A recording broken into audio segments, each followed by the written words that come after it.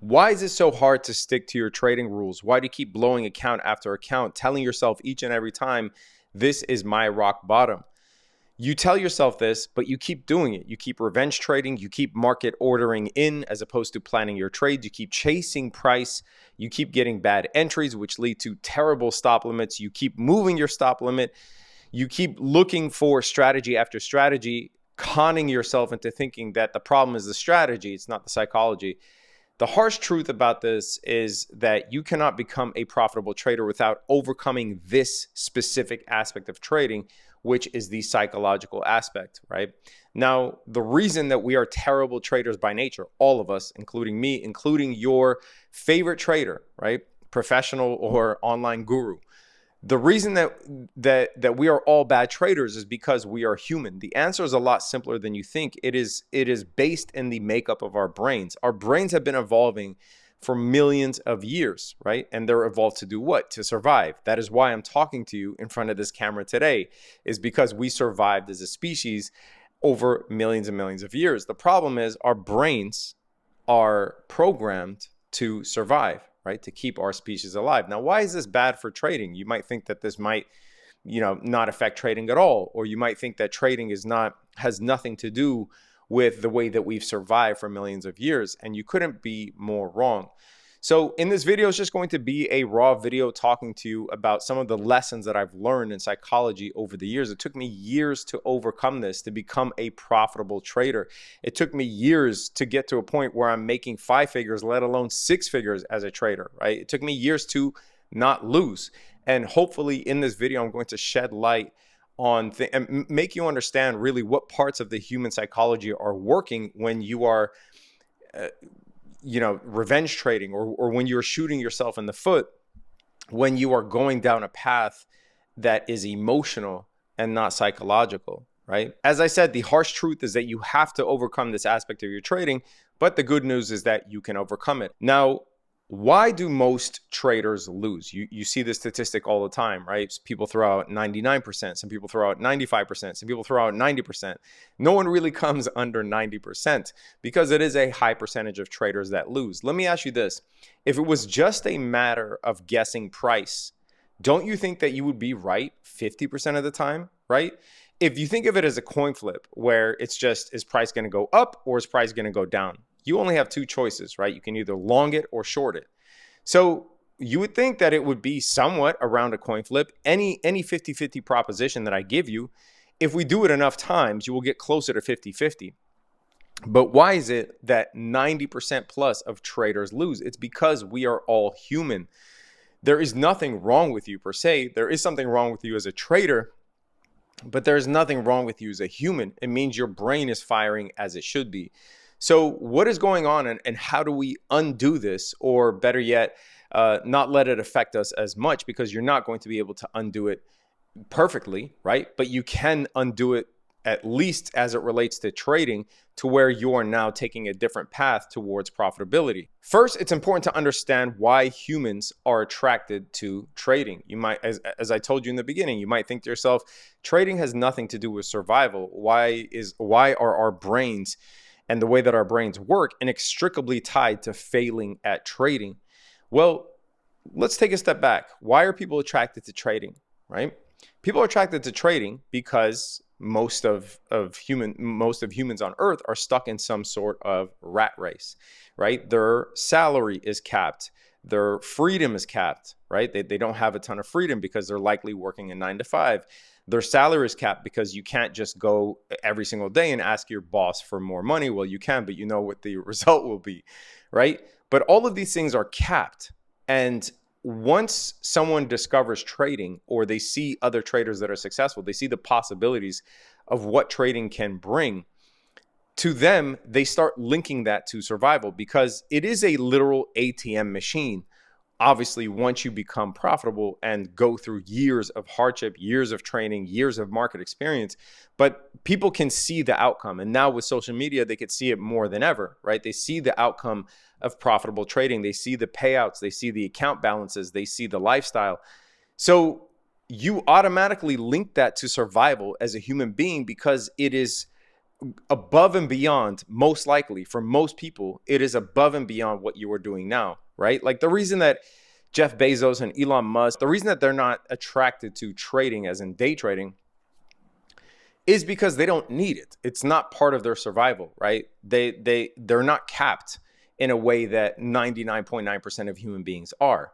So being that you are a human being with limitations in your life as it relates to the amount of money you can make and as it relates to the freedoms that you have, you automatically associate trading or success at trading with survival. Your mind starts bursting with possibilities, right? And imagined outcomes. What could my life look like if I just succeeded at this one thing? I need to do it. What could my life look like? How different could it be?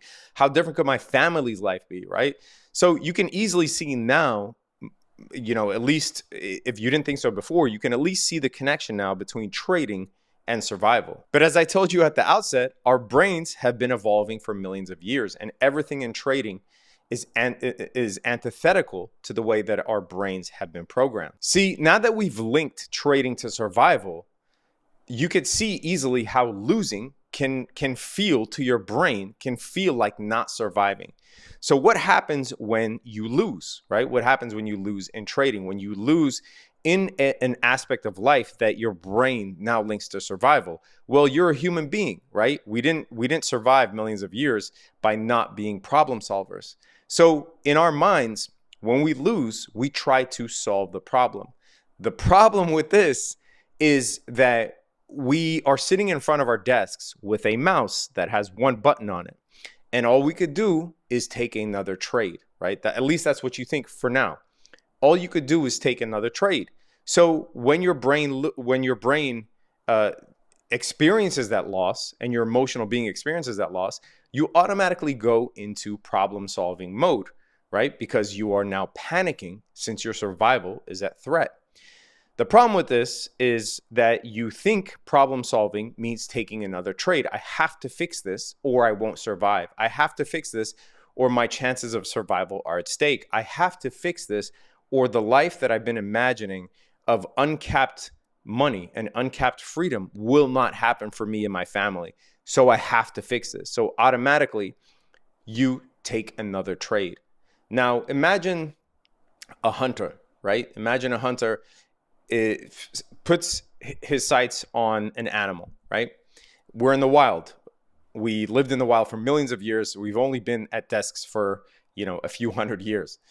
So in the wild, imagine that you're going after a kill and you miss your first target, right? You miss the animal that's in front of you.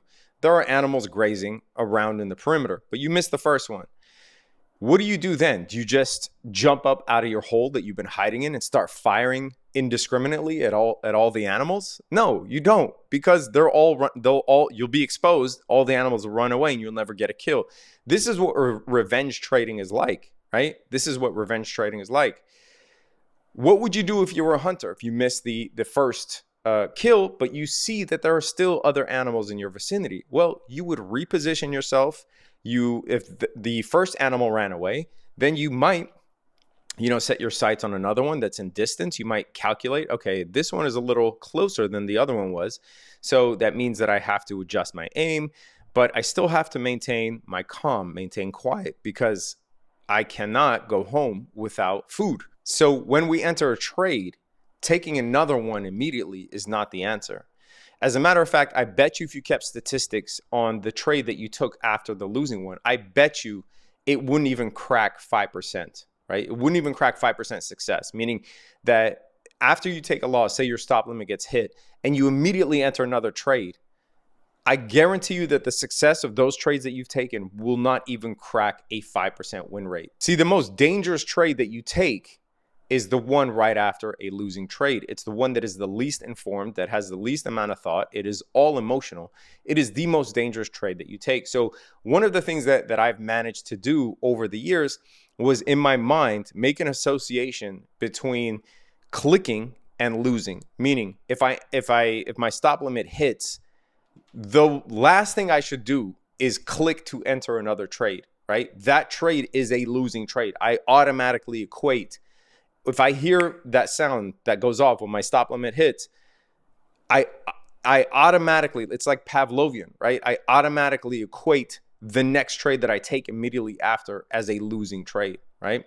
Now, in the beginning, I will give you some tips on what to do. Actually, let's keep it till the end. I will give you some tips on what to do, how to resolve some of these inefficiencies that have been programmed in our brain.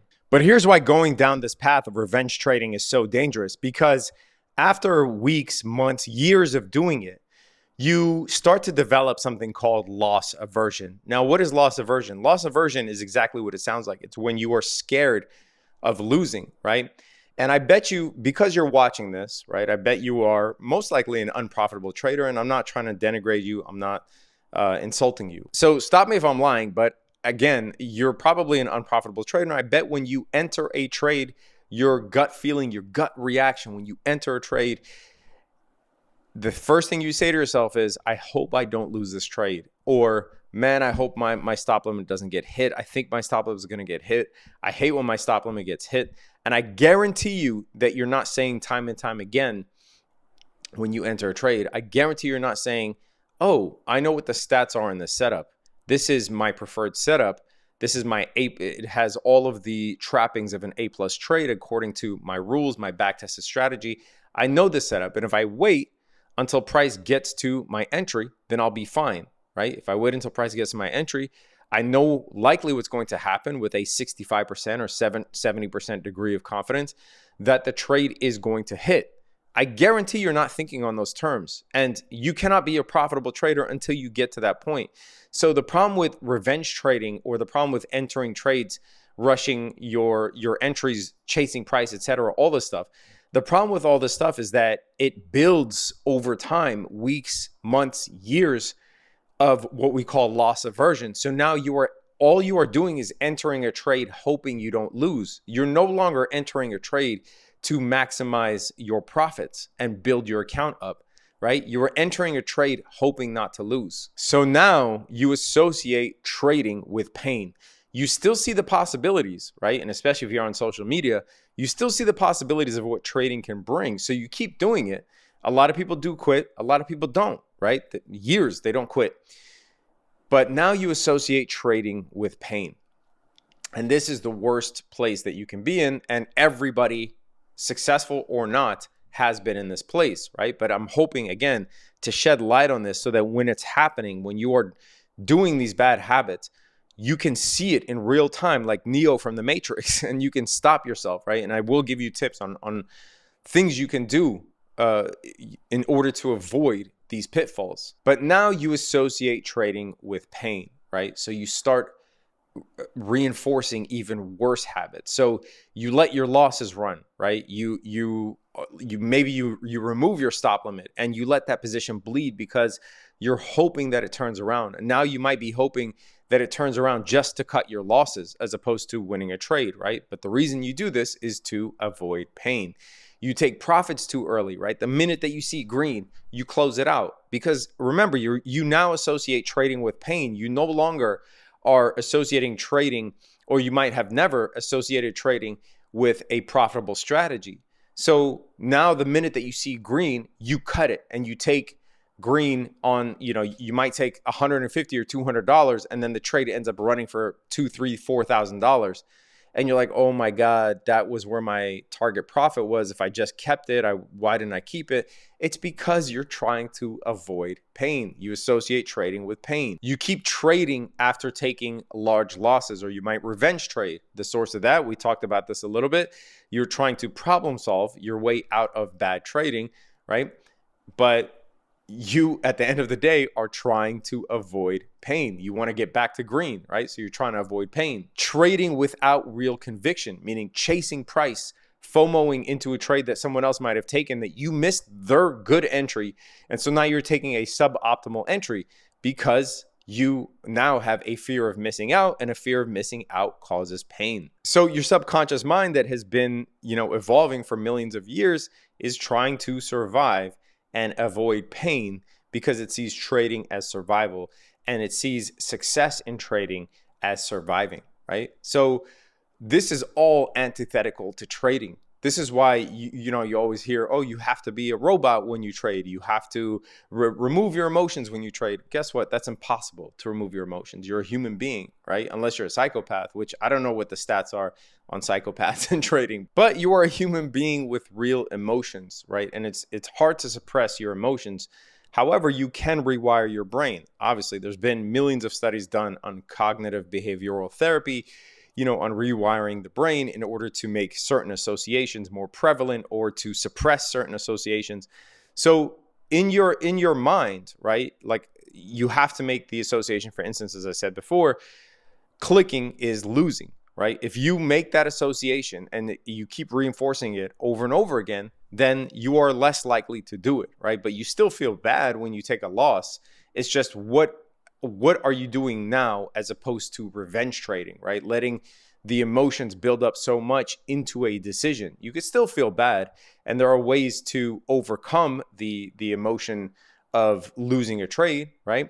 In the beginning, actually, we can jump into this now. So what are some things that you can do in order to improve this aspect of your trading? And I guess I want to start off and just say, before we get into what are some things you could do to mitigate, not all problems with trading are psychological, right? This is something that you hear a lot of newbies say, like, oh, my problems are psychological. Yes, you do have psychological problems as it relates to trading, but how do you know that your problems aren't technical? Are you trading a back-tested strategy?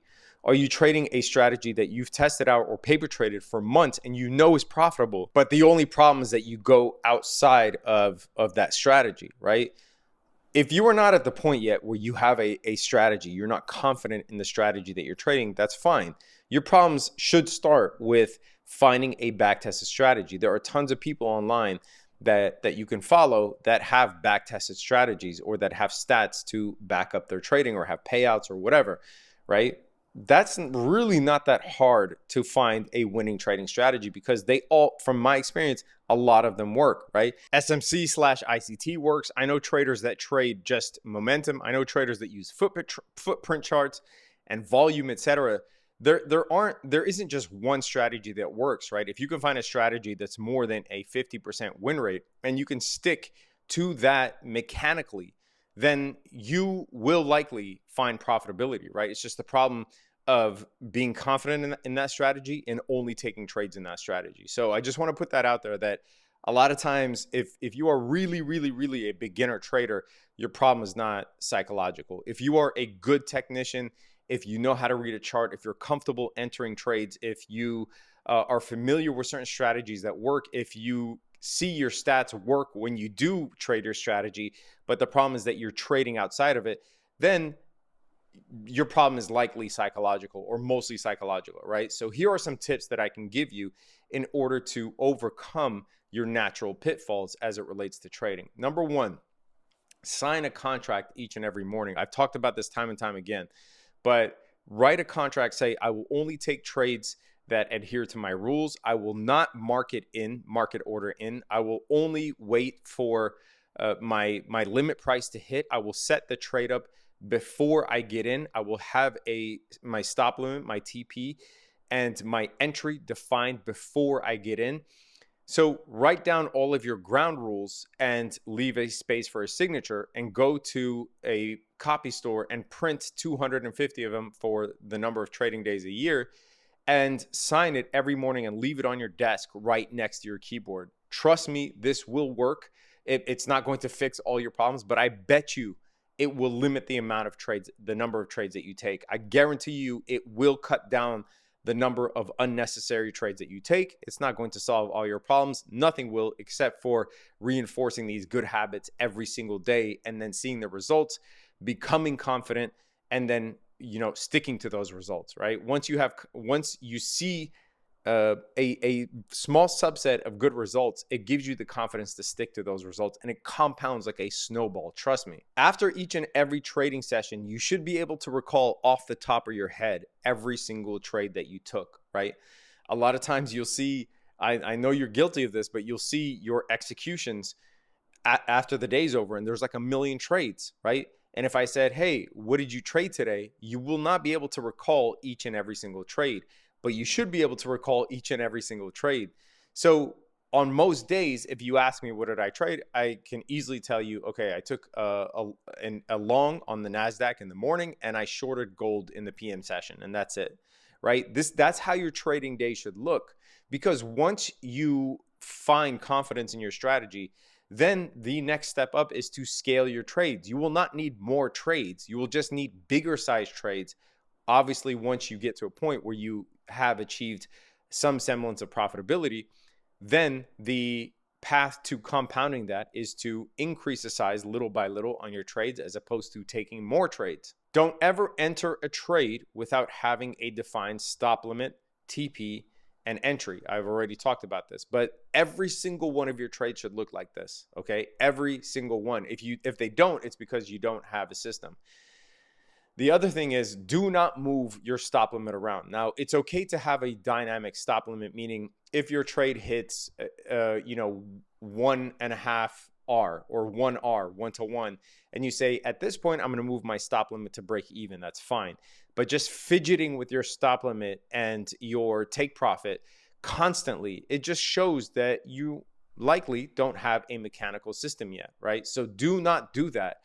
If you do have a system, if you have a mechanical system that you know you should be trading, do not move around your stop limit and your take profit. Just don't do it at all. The next one, we talked about this before, but always equate clicking with losing, meaning after your stop limit hits, if you lose on the trade, you should always equate clicking right after that with losing, right? Clicking does not mean there's a chance to win. It automatically means a loss. If you're able to associate that, right, over and over and over again, then I guarantee you will limit the number of times that you click after losing your trade. You should also implement some sort of good habit, some sort of recurring good habit after a loss, right? You should be going to the gym or going outside or doing push-ups or going for a drive or spending time with your family, or say, if my stop limit hits, I have to get up out of the seat and do X, whatever X is, playing guitar, whatever. You can come back to your desk in order to trade, but do not look at that same setup anymore immediately after you take a loss, right? Do not stay stuck to that setup. Go away, come back in 5, 10, 15, 20 minutes, and then look at the chart and reassess from there. And if another trade fits your criteria, again, you're supposed to have a set of criteria. If another trade fits your criteria, then you can enter it. But the minute that your stop limit hits, get the hell up off of your desk and go do something else, and make that thing a habit. Every time I take a loss, I do 100 push-ups. Every time I take a loss, I go practice guitar for 20 minutes. Every time I take a loss, I go make the kids breakfast or whatever, right? Every time I take a loss, I go for 1 mile run. Every time I take a loss, I go do 4 sets of bench press, like whatever it is. It could be anything, right? I go draw a picture or paint or whatever it is that you like to do. But you have to associate a trade hitting your stop limit with you getting off of your desk to do something. And finally, write down a summary of your trading session each and every day, right? What were your emotions? What trades did you take? Did you like certain things about what you did today? It's important to also reinforce good habits when you find them, right? What did you do today that you didn't like, that you want to avoid tomorrow? Doing this really is underrated, because if today I did something like I revenge traded, right? I avoided revenge trading for 7 trading days straight, but today I revenge traded. So I can write that down. I guarantee you're much less likely to do it the next day, right? And then maybe you can go 14 days without revenge trading. And lastly, I want you to have a risk management plan. I don't see a lot of traders having this, right? What are your limits for the day? Meaning, if you tell yourself, I can only take 1 loss per day, right? And your risk management plan might look something like this. You say you risk 250 to make 500, right? A 2-to-1, basic 2-to-1 risk to reward. Now, if you take a loss, you're done for the day. You're down 250. That's it. You're done for the day. You get up, you try again tomorrow. Okay. If you win, you make $500, right? And you allow yourself to take another trade. Now, what if you lose that second trade? So you made 500 the first trade, you lost 250 the next trade, you are now up 250 for the day. and you are done, because remember, you have a 1-loss trigger. Now imagine you take 2 trades and you win. You are now up $1,000. And imagine you lost your third one. Then you would be up $750 on the day and you are done because you took 1 L. Now imagine this is a very, at least according to the way that I trade, this is a very unlikely scenario, but imagine you take 3 trades and you win all 3 of them. I'm not saying winning 3 trades is an unlikely scenario. I'm saying I rarely take 3 trades. But imagine you take 3 trades and you win all 3 of them.